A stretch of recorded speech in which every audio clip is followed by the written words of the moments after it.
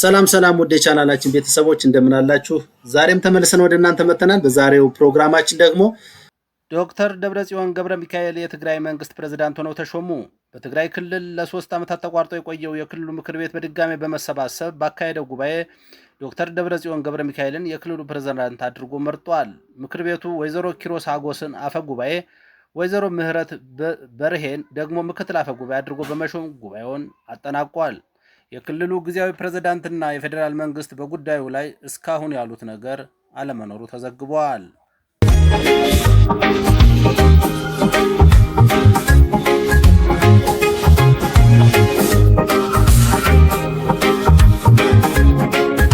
ሰማንያ አምስተኛው የኢትዮጵያ አርበኞች የድል በዓል እየተከበረ ይገኛል። የአርበኞች የድል በዓል ለምን ይከበራል? ጣሊያን የአድዋን ድል ለመቀበል በሚል በጊዜ ጠቅላይ ሚኒስቴሩ ቤኒቶ ሞሶሎኒ አማካይነት ከ1928 እስከ 1933 ዓ.ም ድረስ ኢትዮጵያን ወራ ነበር።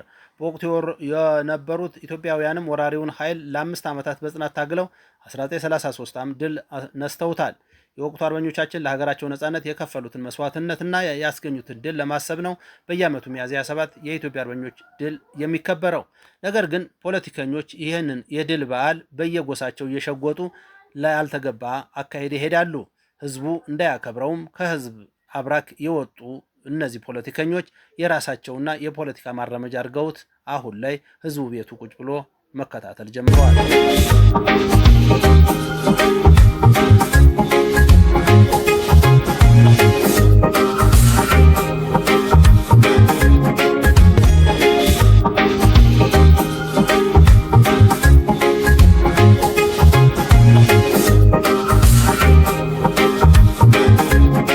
ከምድረ ገጽ ትጠፋለች ሲል ትራምፕ ዛተ። የአሜሪካው ፕሬዝዳንት ዶናልድ ትራምፕ ከፎክስ ኒውስ ቴሌቪዥን ጋር ቃለ ምልልስ አድርገው ነበር። በዚህ ወቅት አሜሪካ ፕሮጀክት ፍሪደም በሚል በሆርሙዝ ሰርጥ የሚተላለፍ መርከቦችን ለመጠበቅ እርምጃ እየወሰደች መሆኑን ገልጸዋል። በዚህ እርምጃ ወቅት በመርከቦች ላይ ጥቃት ከተፈጸመ ኢራን ከምድረ ገጽ ትጠፋለች ሲሉ ዝተዋል። ይህንን ያሉት የአሜሪካ ኃይሎች የሆርሙዝ ሰርጥ ለማስከፈት እየወሰዱት ባለው እርምጃ 7 የኢራን ትንንሽ ጀልባዎችን መምታታቸውን በማህበራዊ ሚዲያ ገጻቸው ካሳወቁ በኋላ መሆኑ ተገልጿል። አሜሪካ የኢራንን ድሮኖችና ሚሳይሎችን መትታ መጣሏን ማስታውቃለች።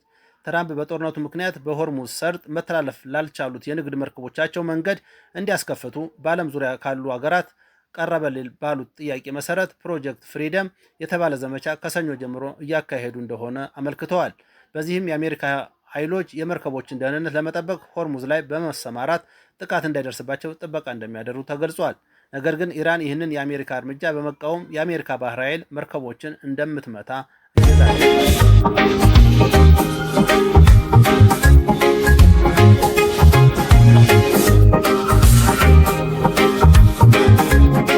የተለያዩ ጸረ ኢትዮጵያ ኃይሎች እንደ መሸሸጊያ ማዕከል እያገለገለች መሆኑን የሚያሳዩ በቂና አስተማማኝ መረጃዎች አሉ ሲል የውጭ ጉዳይ ሚኒስቴር አስታወቀ። ኢትዮጵያ በሱዳን የቀረበውን መሰረተ ቢስ ክስ ውድቅ በማድረግ የሱዳን ጦር ለጸረ ኢትዮጵያ ኃይሎች ድጋፍ መስጠቱን እንዲያቆም አሳስበዋል። የኢትዮጵያ የውጭ ጉዳይ ሚኒስቴር ዛሬ ባወጣው መግለጫ የሱዳን የጦር ኃይሎችና ውጭ ጉዳይ ሚኒስቴር በኢትዮጵያ ላይ የሰነዘሩት ክስ መሰረተ ቢስ በማለት በጽኑ አውግዘዋል። የሱዳን ጦር ኃይሎች የውጭ ጉዳይ ሚኒስቴር በጋራ በሰጡት መግለጫ ምንድነው ያሉት የሚለውን በዝርዝር እናያለን። በካርቱም ዓለም አቀፍ አውሮፕላን ማረፊያ ትናንት የሰው አልባ አውሮፕላን ወይም ድሮን መፈጸሙንና ለዚህ ጥቃት ኢትዮጵያን ተጠያቂ አድርገዋል። የሱዳን ባለስልጣናት ጥቃቱ የተነሳው ከባህር ዳር አውሮፕላን ማረፊያ መሆኑን የሚያሳይ ቴክኒካል ማስረጃ አለን ብለዋል። ድሮኖቹ የተላኩት ከተባበሩት አረብ ኤሚሬትስ ጋር በመተባበር ነው የሚል ክስም አቅርበዋል። በዚህ ምክንያት ሱዳን በኢትዮጵያ የሚገኘውን አምባሳደሯን ለምክክር ወደ ካርቱም መጥራቷን አስታውቃለች። ይህንን ተከትሎ ኢትዮጵያ ምላሽ ሰጥታለች። ሱዳን ያቀረበችው ሙሉ በሙሉ መሰረተ ቢስ ክስ መሆኑን የገለጸው የፌዴሪ የውጭ ጉዳይ ሚኒስቴር ኢትዮጵያና ሱዳን ህዝቦች ያላቸውን ታሪካዊ ግንኙነት ከግምት ውስጥ በማስገባት በሱዳን የእርስ በርስ ጦርነት ውስጥ ባሉ አንዳንድ ተፋላሚዎች የሚፈጸሙትን የኢትዮጵያ የግዛት አንድነትና ሉዓላዊነት፣ ብሔራዊ ደህንነት የሚጥሱ ከባድ ጥሰቶችን ኢትዮጵያ ይፋ ከማድረግ ተቆጥባ በትዕግስት ማለፏን አሳውቀዋል። እነዚህ ከባድ ጥሰቶች በግጭቱ ውስጥ የህወሓት ወይም ቲፒኤልኤፍ ቅጥረኞችን በስፋት መጠቀም ያካትታል ብለዋል። የሱዳን ጦር ለእነዚህ ቅጥረኞች የጦር መሳሪያና የገንዘብ ድጋፍ ማድረጉንና በዚህም በኢትዮጵያ ምዕራባዊ ድንበር በኩል ጥቃት እንዲፈጸም ማመቻቸቱን የውጭ ጉዳይ ሚኒስቴር አስረድቷል። በሱዳን ውስጥ የሚገኙ የህወሓት ቅጥረኞች እንቅስቃሴ በይፋ የሚታወቅ ነው ያለው ሚኒስቴሩ ሱዳን ለተለያዩ ጸረ ኢትዮጵያ ኃይሎች እንደ መሸሸጊያ ማዕከል እያገለገለች መሆኑን የሚያሳዩ በቂ ማስረጃዎች አሉ ትላለች። እነዚህ እኩይ ድርጊቶች እንዲሁም በቅርቡም ሆነ ቀደም ብሎ በሱዳን ጦር ኃይሎች ባለስልጣናት የቅርብ ተከታይ ክሶችና ውንጀላዎች የራሳቸው እኩይ አጀንዳ ለማስፈጸም በሚፈልጉ የውጭ ኃይሎች ትዕዛዝና ዓላማ የተከናወኑ መሆናቸውን ግልጽ ነው ሲሉ ገልጸዋል። ሚኒስተሩ ኢትዮጵያ በዚህ አስቸጋሪ ወቅት ከሱዳን ህዝቦች ጋር አጋርነቷንና ያላትን ወዳጅነት አጠናክራ ትቀጥላለች ብለዋል። ኢትዮጵያ በሱዳን የእርስ በርስ ጦርነት ውስጥ ባሉ ተፋላሚዎች መካከል ለችግሩ ወታደራዊ መፍትሄ ስለሌለው የውይይት ማህበራዊ ሚዲያ ላይ ታቀርባለች ነው ሲባል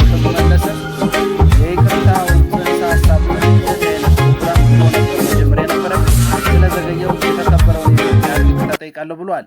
እንደዚህ አፍራሽ የሆኑ እሴትንም ባህልንም እምነት ላይ ጉድፍ የሚጥሉ ሰዎችን በይፋ ሚዲያ ላይ የወጡ ቆሻሻ የሚጥሉ ሰዎችን ማጋለጥ የነበረብኝ ከዚህ በፊት ነበር ብለዋል። አሁን ላይ የተበላሹ ብዙ ነገሮች አሉ። ከዚህ በፊት ላላደረኩት ነገር ይቅርታ፣ ከዚህ በኋላ ግን በደንብ እሰራለሁ ብለዋል። ኖርማል አይደለም በሚል አዲስ ፕሮግራም የጀመረው እሸቱ መለሰ በሚዲያ ላይ የምናያቸው እሴትን፣ ባህልን፣ እምነትን፣ ማንነትን የሚያቆሽሹ ድርጊቶች እንደ ኖርማል እየታዩ ነው። ብዙ ወጣቶች በአቋራጭ ገንዘብ የማግኘት ብዙ ወጣቶች ገመናቸውን እየሸጡ ማንነታቸውን እየሸጡ በአደባባይ ያልሆኑ ድርጊቶችን እያስተዋልን ከሆነ ቆይተናል። ይህንን መቃወም ደግሞ ዜግነትም ማንነትም ነውና በርታ እንላለን። ሌሎቻችን ግን አንዳንዶቻችን ግን ከመጽሐፍ ቅዱስና ከሌሎች ጥቅሶች ጋር እያገናኙ እሸቱን ሊወቅሱ ሞክረዋል። መጽሐፍ ቅዱስንም ተውት፣ የቤተ ክርስቲያን ስርዓትንም ተውት፣ ሃይማኖታዊ ነገሩንም ተውት። ግን እንደ ሀገር፣ እንደ ሴት፣ እንደ ማንነት፣ እንደ ህገ መንግስትስ ህግ የለም ወይ? ሰዎች ራቁታቸውን መሄድ፣ ስድብ መሳደብ፣ ማህበራዊ ሚዲያ ላይ ያልተገቡ ምልክቶችን ማካሄድ በህግስ አይገደብም ወይ? የተገደበ አይደለም ወይ የሚለውን ብዙዎቻችሁ የምትጠይቁ አይመስለኝም። ከእምነት ጋር ጥቅስ እየጠቀሱ ከማሽሟጠጥ ውጭ ዓለማዊው ላይም ስርዓትና ደንብ ሊኖር ይገባል የሚል ሀሳብ አለ።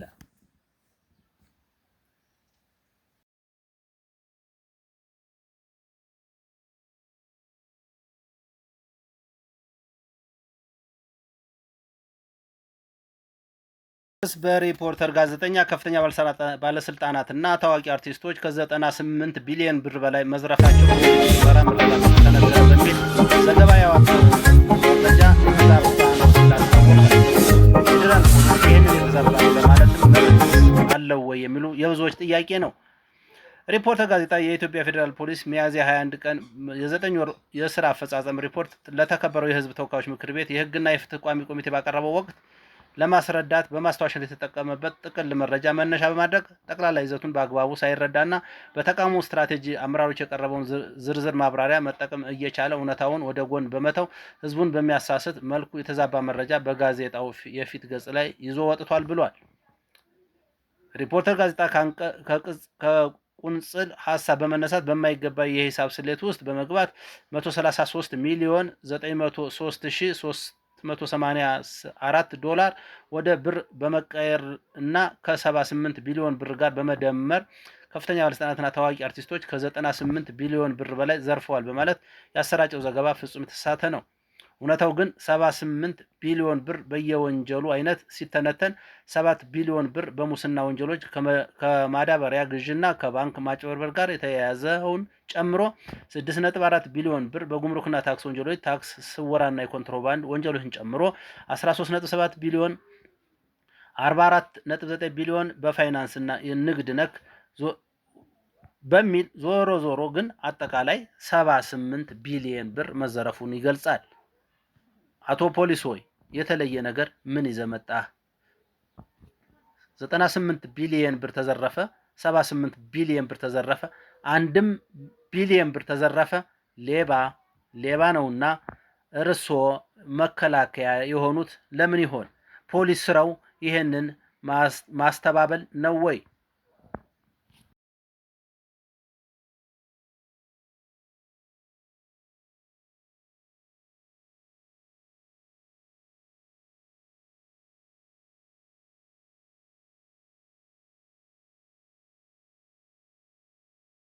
ስለነበረ መረጃ ስለተከታተላችሁን መረጃ ስለሰጡን አካላት ደግሞ በጣም እናመሰግናለን። ለሚኖራችሁ ሐሳብ አስተያየት ኮሜንት ላይ አስቀምጡልን። ለዛሬው የነበረን ፕሮግራም ይሄን ይመስል ነበር። መልካም ጊዜ